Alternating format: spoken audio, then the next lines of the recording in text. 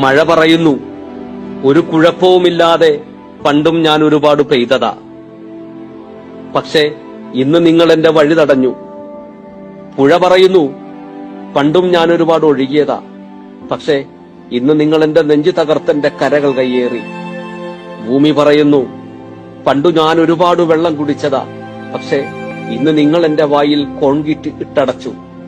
ഞാൻ വെള്ളം ശേഖരിക്കുന്ന പാടവും കുളങ്ങളും നിങ്ങൾ മണ്ണിട്ട് നികത്തി.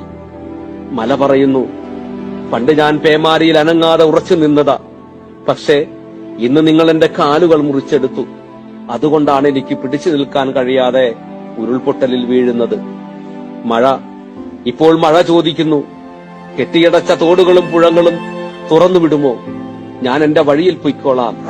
പുഴ ചോദിക്കുന്നു, എന്റെ കരകളിലെ കയ്യേറ്റങ്ങൾ ഒഴിഞ്ഞു തരുമോ? ഞാൻ എന്റെ വഴിയിൽ പൊയ്ക്കോളാം. ഭൂമിയും ചോദിക്കുന്നു, ഞാൻ വെള്ളം ശേഖരിച്ചിരുന്ന പാടവും കുളങ്ങളും തിരിച്ചു തരുമോ?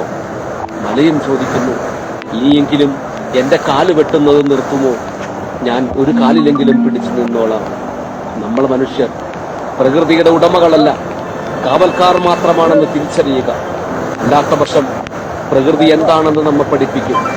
പഠിപ്പിക്കാത്തവർക്ക് തുടർച്ചയായി 2ാം വർഷവും ഈ ഓർമ്മപ്പെടുത്തൽ മാത്രമാണ് ഈ കാലവർഷം.